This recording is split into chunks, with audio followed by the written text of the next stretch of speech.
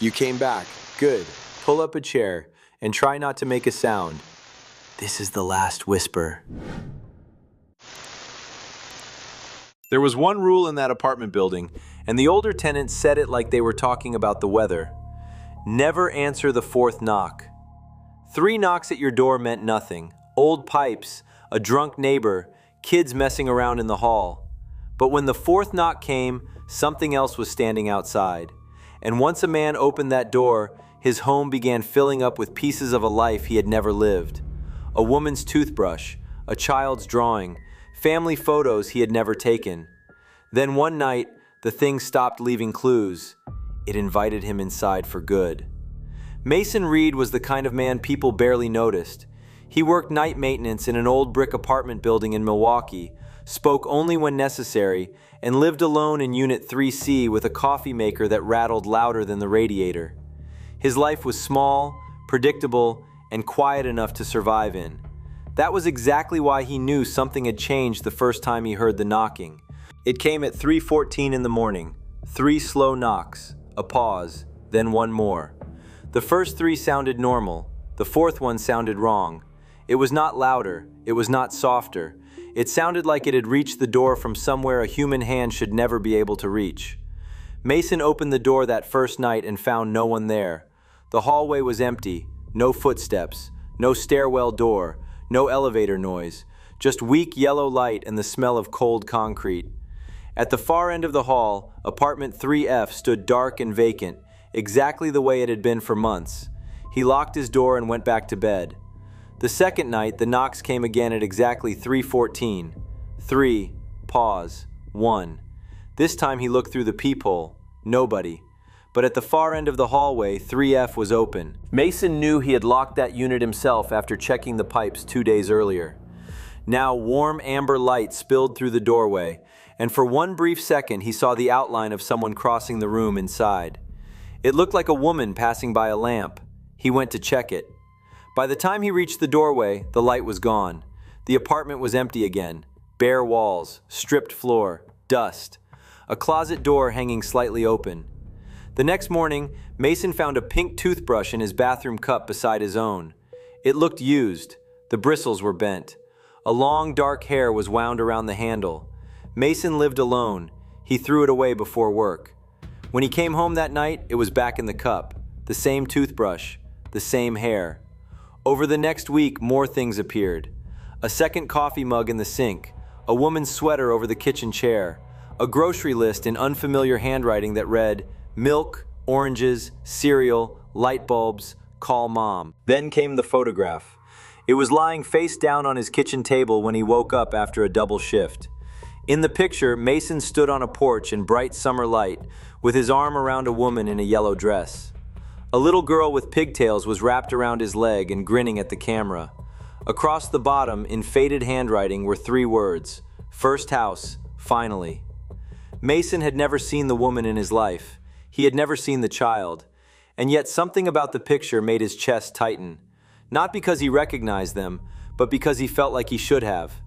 That was when he took the photo downstairs to Edith Kessler in 2A. Edith was 78, sharp as broken glass, and had lived in the building longer than most of the wiring. She knew every fight, every overdose, every affair, every eviction, every rumor the walls had ever held. She looked at the photo for 2 seconds, and then asked him one question. Did it knock 4 times? Mason did not answer. Edith handed the picture back and said, very calmly, "Do not open the door after the 4th knock again." From anyone else, that would have sounded dramatic. From Edith, it sounded practical. Like, do not touch a hot pan. Like, do not walk on black ice. That made it worse. Mason kept pressing her until she finally told him what older tenants used to say about the building. Before the apartments were built, the lot had held a winter recovery house. Sick people, injured people, grieving people, nervous people. Anyone who needed to disappear for a while ended up there. Some got better, some never left. Toward the end, staff started talking about certain patients hearing knocks in the middle of the night.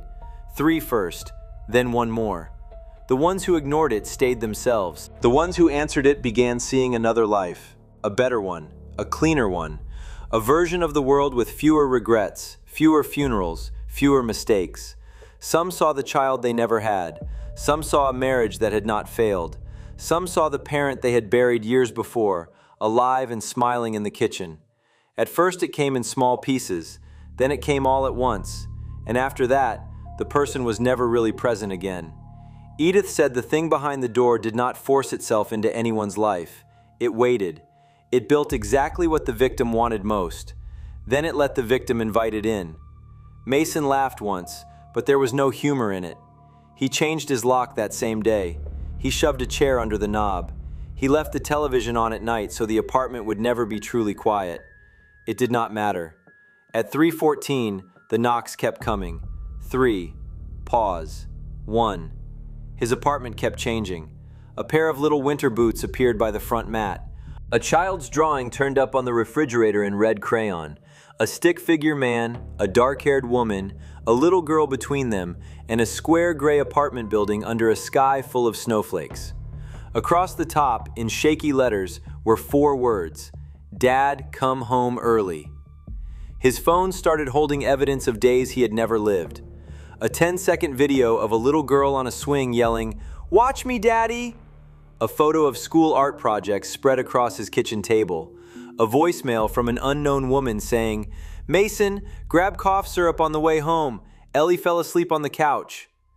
Each new object made something inside his real life feel thinner. The memory of his father's funeral began slipping at the edges. The name of the street where he grew up took longer to remember. He looked at a scar on his wrist and could not recall where it came from.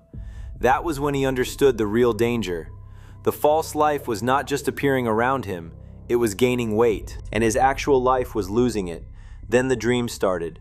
In every dream, Mason stood in the 3rd-floor hallway outside apartment 3F, while snow fell indoors in complete silence. It dropped in one perfect white column through the center of the hall, straight down from nowhere. From inside 3F came the sounds of a family eating dinner, plates touching, a child laughing, a woman's voice asking who wanted more soup. Then the woman would call from the warm light, "Mason, why are you still standing there? She's waiting for you." He never saw her face clearly in the dreams. He never crossed the doorway. But every time he woke up, he carried one awful certainty with him into the morning. Whoever was inside that apartment loved him. That certainty began rotting his judgment. By February, other tenants on the 3rd floor were getting uneasy too. One woman said she heard footsteps pacing outside her door every night after midnight. A teenage boy in 3B swore he could hear a little girl humming through the heating vent.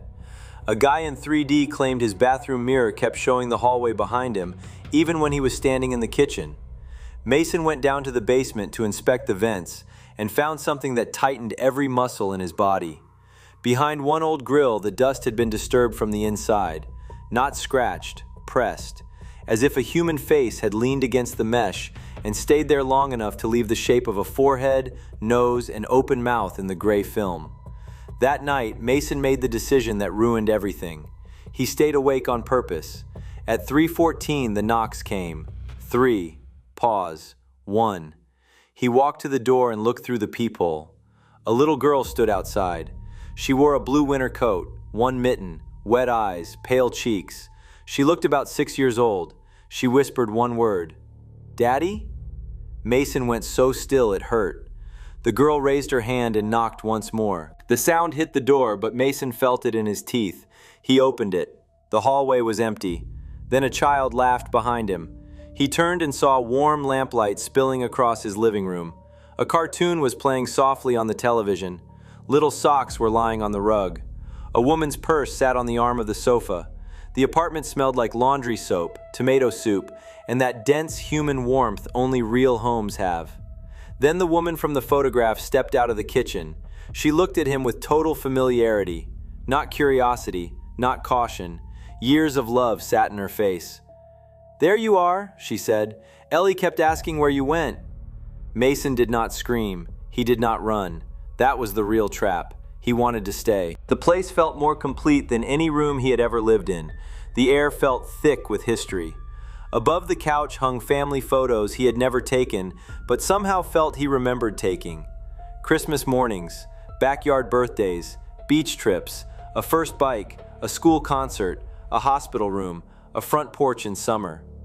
The thing had stopped sending pieces. Now it was offering the entire world.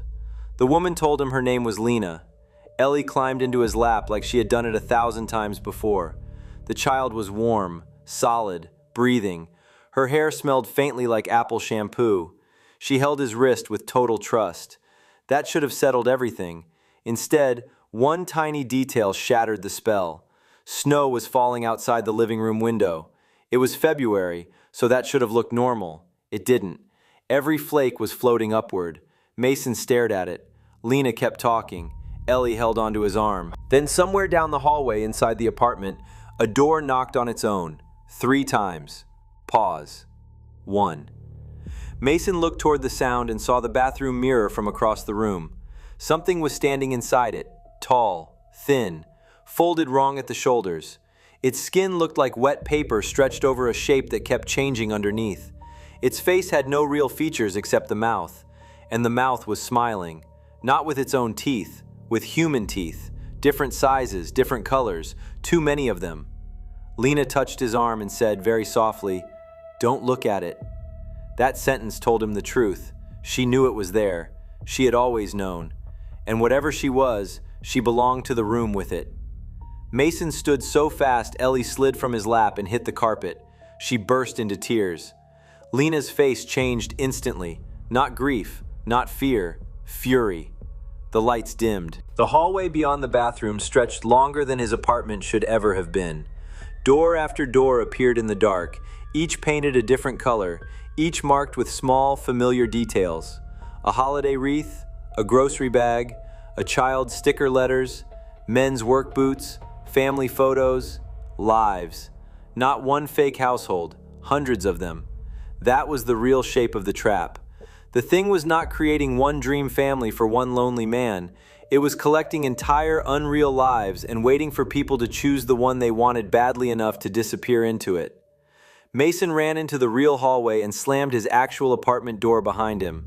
Inside, Ellie stopped crying immediately. Then he heard footsteps, not on the floor, inside the walls. Edith opened her door before he could knock. She took one look at his face and pulled him inside. That was when she told him the last part of the story. Once the thing showed its full shape, the victim got only one chance to break free. Not with salt, not with prayer, not with holy water, with refusal. Every object from the false life had to be destroyed before the false life felt more real than the true one. And while doing it, the victim could not answer a single question the thing asked. Because in the final stage, it always spoke in the voice that could undo a person fastest. Mason went back to 3C with a hammer, lighter fluid, and a box of contractor trash bags. That is what horror looks like when it becomes practical. Not magic circles, not ancient chants. Just one exhausted man in thermal socks getting ready to destroy the happiest room he had ever seen.